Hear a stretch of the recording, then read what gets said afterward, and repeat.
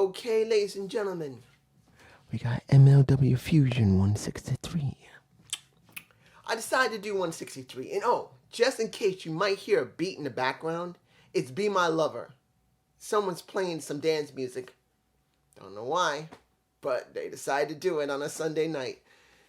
And this is MLW Fusion 163. I thought I should watch this episode. I was considering looking at pretty much.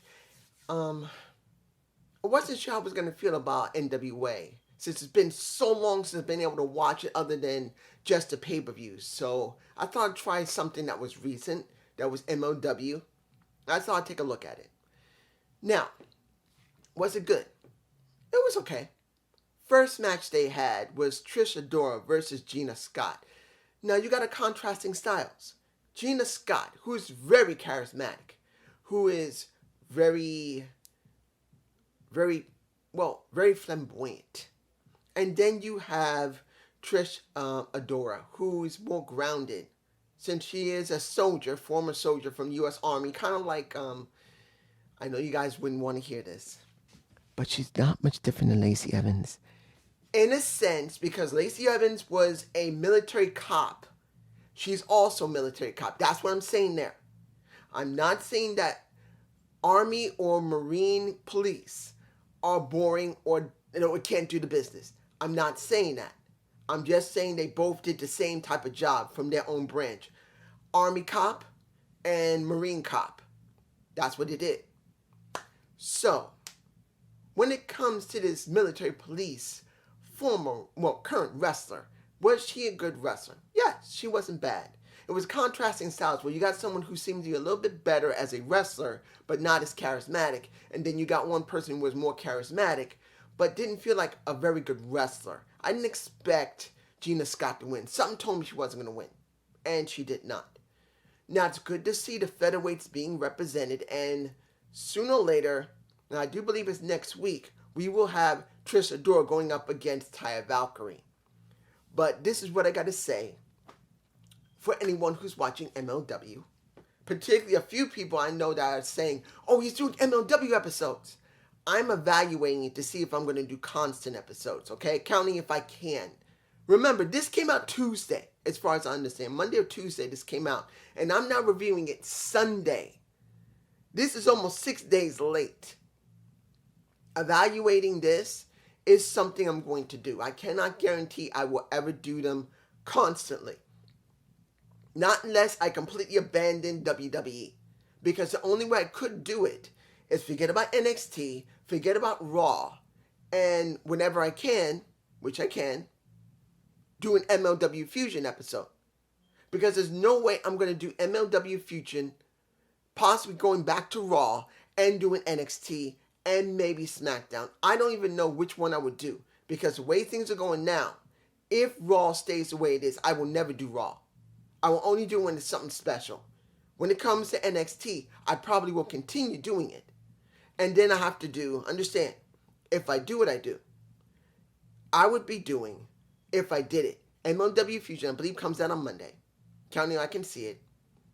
2, do NXT. 3, Dynamite. 4, Impact Wrestling. 5 would be a double feature of SmackDown and Rampage. And not talking about any pay-per-view these shows have.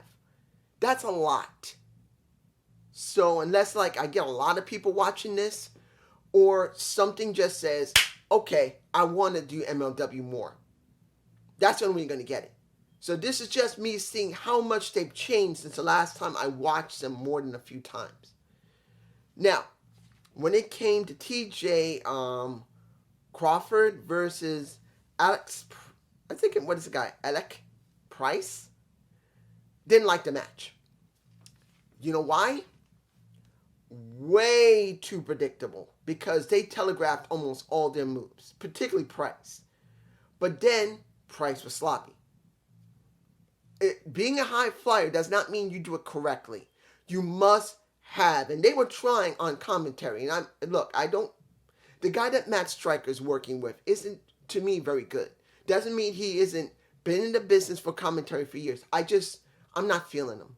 Matt, I've heard for years, so I'm used to him. So he doesn't turn me off. But the other guy just is not getting me.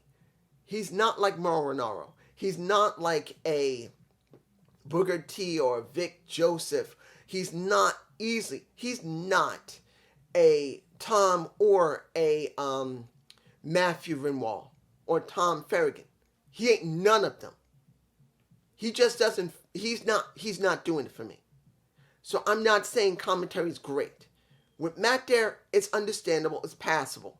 Sometimes I think Matt kind of goes a little overboard when he's trying to explain stuff instead of being more of remembering what it meant to be a wrestler in the ring. He's being more of an analytic instead of remembering how he used to go.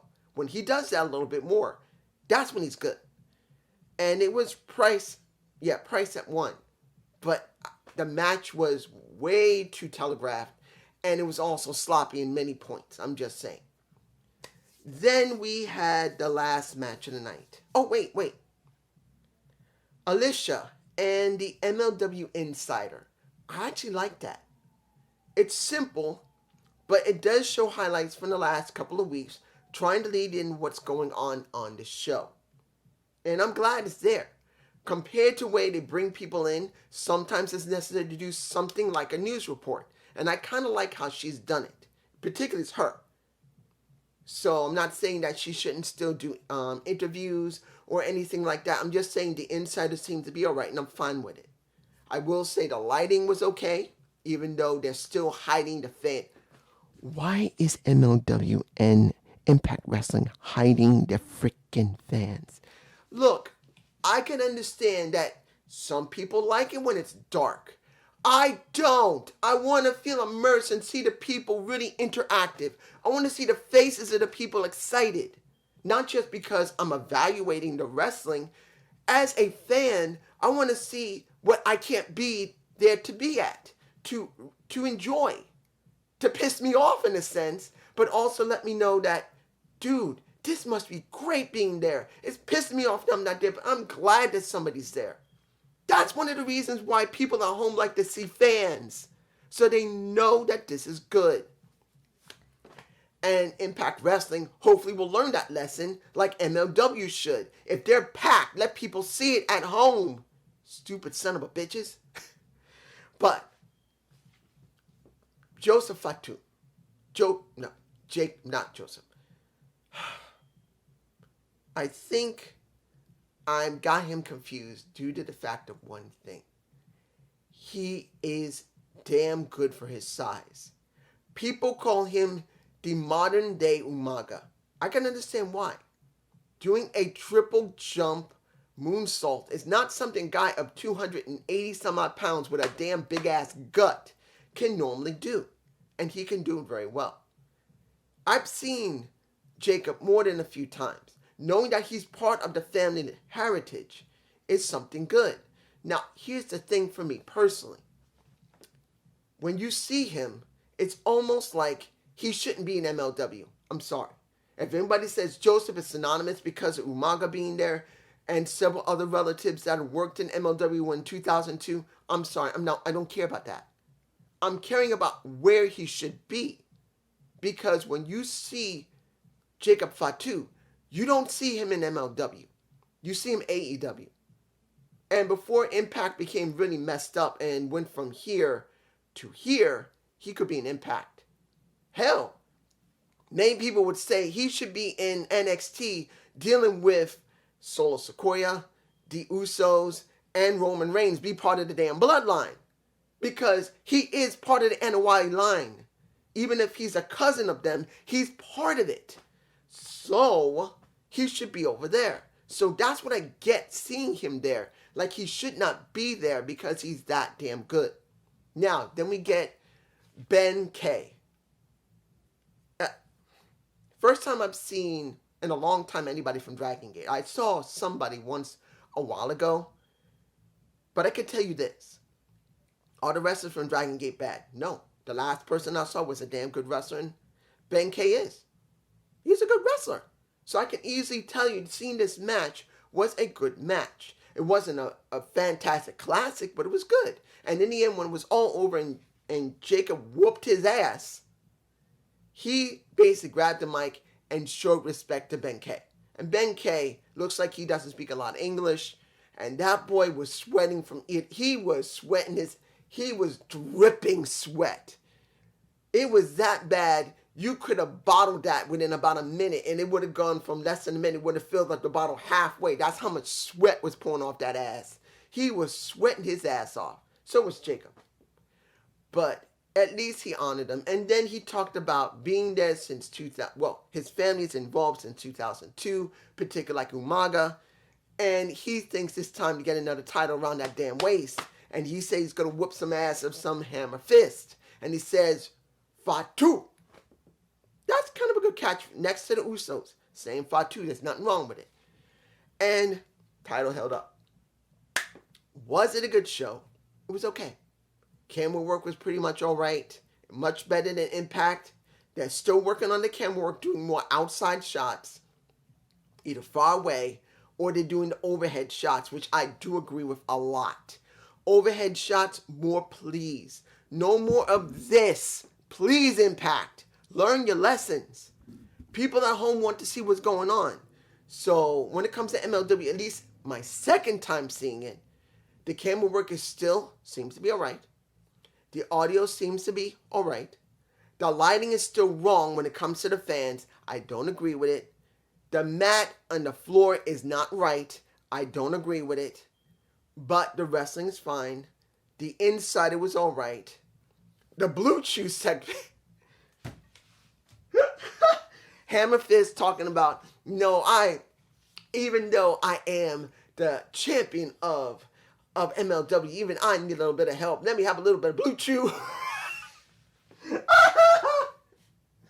I'm sorry. Look, I know it's an advertisement.